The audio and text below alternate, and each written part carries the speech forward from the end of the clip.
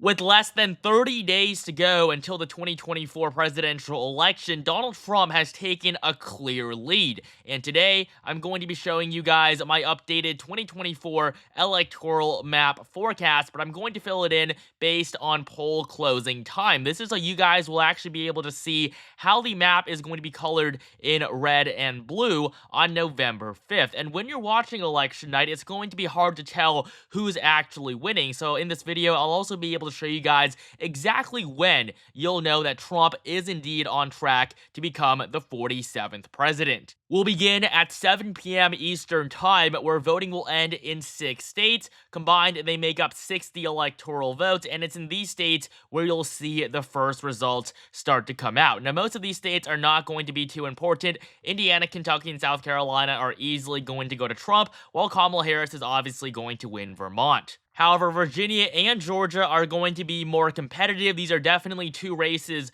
to watch, and what you want to do is compare the margins this November to what they were in 2020. In Virginia, Joe Biden won the state by a double-digit margin. It's very unlikely that Harris is going to be able to carry the state by even close to Biden's margin from 4 years ago. If Kamala Harris can't win Virginia by 5 points or more, she is absolutely done for. Even if she wins it by 5, that is not where she wants to be. In Georgia, if Trump wins Georgia, that's a pretty clear sign that he's going to perform much better than he did in 2020, as this was a state that Biden carried, and generally Georgia is shifting to the right. So if Trump can reverse that trend, he'll be in very good shape, and currently he is on track to actually win. According to the polling average in Georgia, Donald Trump leads by 1.5%, his largest lead in all of the swing states. And so right now, I have Georgia as a lean red state, while Virginia is lean blue. And then at 7:30 p.m., polls will close in 3 additional states: Ohio, West Virginia, and North Carolina. Obviously, West Virginia is going to be solid red, and Ohio is going to be called pretty quickly as well. Generally, Ohio takes quite a while because it used to be a bellwether state. It always voted with the presidential election winner, but that streak ended in 2020. It was a 60-year-long streak. Joe Biden won the election, but he lost Ohio by 8 percentage points. And in 2020, Ohio was still seen as a competitive state. Polling had Trump winning by just 1%, but in the end, he carried the Buckeye State by 8 times that margin. And this time, Trump leads by 8 to 10 points in the polling. There's no doubt Ohio is going to be called relatively quickly. It's going to be likely red. And then in North Carolina, we have another key state. Now, this is definitely one to watch. Trump cannot lose North Carolina, and the good thing for him is that he is very unlikely to do so. In fact, North Carolina is the only one of the 7 swing states that voted for Trump in both of the last 2 elections. He won the Tar Heel state by 4 points in 2016 and by just over 1% in 2020. And his 2020 victory was very significant. Nobody thought he would actually be able to win the state. Biden was leading in the polling average throughout basically the entire year of 2020, but he still somehow lost North Carolina. And today's polling has Trump leading by 0.6%. Considering the polls here have always underestimated Trump, he is once again in pretty good shape. And so the Tar Heel state is also going to be lean red. If Trump wins North Carolina by 2 to 4 points, you'll know that he is definitely in the running and that Kamala Harris is probably going to struggle for the rest of the night. Fast forward another 30 minutes, and at 8 p.m., we have the largest poll closing of the night with nearly 20 states with voting ending. They make up a total of 171 electoral votes, nearly a third of the Electoral College. And it's really at this point where you'll get a good sense of where both of the candidates are. Now, still, just like before, many of these races are going to be solid blue or solid red. Trump is easily going to win Oklahoma, Missouri, Tennessee, Alabama, and Mississippi, while Harris is the favorite in Illinois, New Jersey, and Delaware. These are all going to be likely blue states, while Massachusetts, Connecticut, Rhode Island, Maryland, and the District of Columbia are going to be safe. Florida is going to be very important, though. This state used to be among the most competitive. I mean, in 2012, it was the only tilt state on the map. In 2016, it was also decided by less than 2 points. And then in 2020, when everyone thought Joe Biden would win Florida, Trump goes in and carries the Sunshine State by a larger margin than he carried it in 2016 against Hillary Clinton. 2 years later, Ron DeSantis wins his re-election as governor by 19 points in 2022, and Florida is now extremely conservative. And so when looking at what's going to happen in Florida next month, if Trump can win the state by 5 points or more, he'll be in very good shape. The presidential election here is obviously obviously going to be a lot more competitive than that gubernatorial race. If Trump can win Florida by nearly 10, then at that point, you'll really know that Trump is indeed on track for a victory. And currently, I do have Florida as a likely red state. I see him winning it by just over 7 points. Before I continue up to Pennsylvania, nearly 80% of you guys are not subscribed, so please take the time to subscribe right now for more content like this leading up to the election in November, and join my Discord server to chat with me personally, link in the description below. And so looking at Pennsylvania, this is going to be the most consequential state in the country. It's very likely that whoever wins Pennsylvania is going to win the election, and once again, we have more good news for the Trump camp. He leads by 0.2% in the state, which may not seem like a lot, but the polling in the Keystone State has always underestimated the former president. He's probably going to be able to win Pennsylvania by 2 points or more. If he wins Pennsylvania at all, you'll know at that point that Trump is indeed going to be the winner.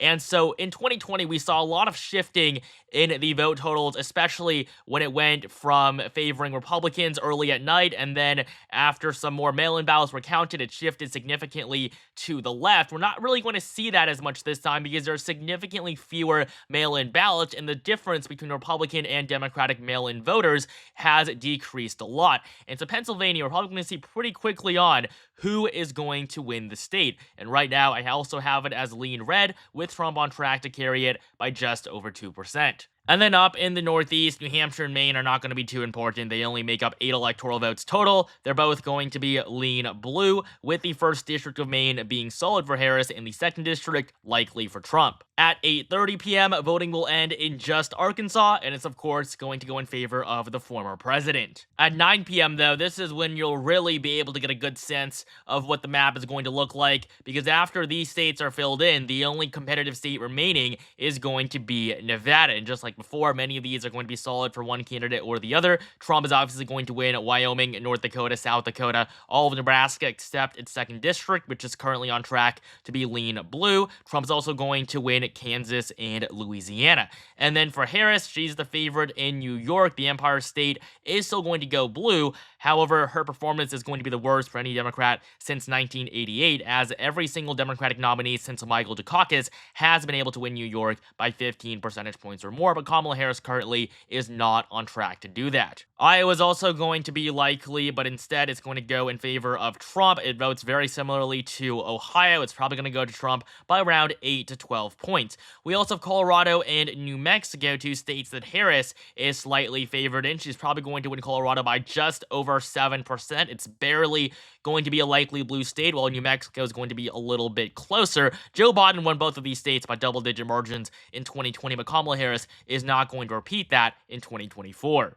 And then down in Texas, the Lone Star State is obviously going to go to Trump. He actually didn't perform the greatest in 2020. He only won it by 5.6%, but this was in a very good year for Democrats. Joe Biden put a lot of money into Texas. He was actually only supposed to lose the state by 1% based on the polling. I mean, 2 weeks before the election, the polling average had Trump actually losing Texas entirely. In 2016, he won the state by nearly double digits, and that's probably what's going to happen this time around. He can definitely win Texas by 10 percentage points or more, so it's going to be likely red. An easy victory for the former president, but an addition of 40 electoral votes. And then to get Minnesota out of the way as well, so we can just focus on Arizona, Wisconsin, and Michigan, which are going to matter a lot more. Minnesota is a state that Harris is likely to win, mainly because she chose Tim Walz to be her running mate. In 2020, Joe Biden won Minnesota by 7 points, even though he wasn't running with the state's literal governor. But today, Kamala Harris is, and she leads by just 4 points in the polling average in Minnesota. I mean, that's pretty abysmal,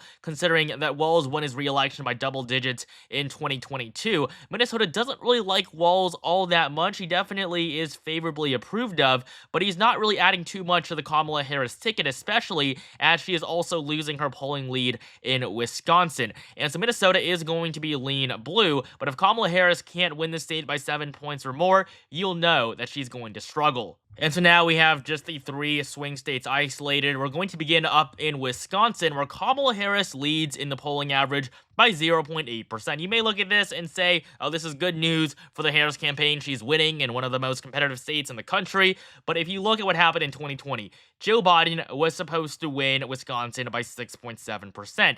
Eventually, he won it by 0.7. And if you look at the graph, Trump was behind throughout the entirety of the election cycle. But in the end, he only lost the state by a few thousand votes. Wisconsin was extremely competitive, but none of the polls were able to capture that. Polling always underestimates Trump in these Midwestern swing states. That's why his surprise win in 2016 was a surprise. And so Kamala Harris may lead by 0.8%, but we all know that's basically a statistical tie. But in reality, Trump is definitely the favorite. He's probably going to win the state by around 1%, so it's going to be tilted red. It is going to be close, but to say that Harris is going to win based on the polling is absolutely ridiculous. In neighboring Michigan, Kamala Harris leads by 0.7%, around the same margin, but once again, just like in Wisconsin, polling heavily overestimates Democrats here. And something that's happened in both 2016 and 2020 is that 2 weeks before the election, the polls show Democrats on track to win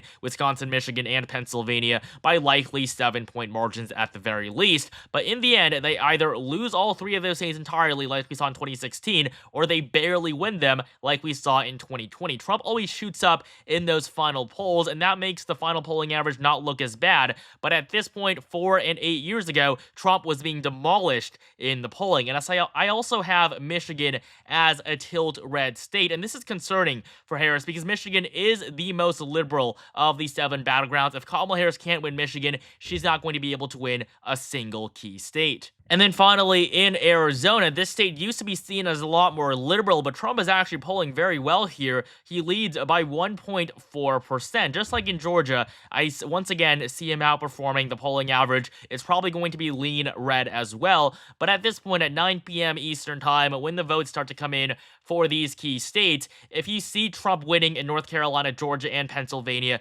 you'll know that's enough. Because if Trump loses Wisconsin, Michigan, Nevada, and Arizona, he'll still be able to win the election with just these 3 eastern swing states. But if Trump is also leading in states like Wisconsin, Michigan, and Arizona, you'll know that he's in store for a large victory. At 10 p.m., voting is going to end in Montana, Utah, and Nevada, with the first 2 being solid red. Nevada, though, is going to be very competitive, but that doesn't mean that it's going to be all that important. There's no scenario where Trump or Harris need to win Nevada in order to win the election, as it simply doesn't have that many electoral votes. I basically have it as a pure toss-up right now, but I do see Trump with a very slight advantage. Nevada is shifting to the right. That's why Republicans won the governorship here in 2022. But again, it's not going to make too much of a difference. We're not going to see Trump or Harris campaign here too much. But if Trump can win Nevada, that is going to be a pretty big symbolic victory, as no Republican has been able to carry the state since 2004. And then at 11 p.m., voting is going to end out on the West Coast. Washington, California are going to be solid blue. Oregon's going to be likely. And of course, Idaho is going to be solid red.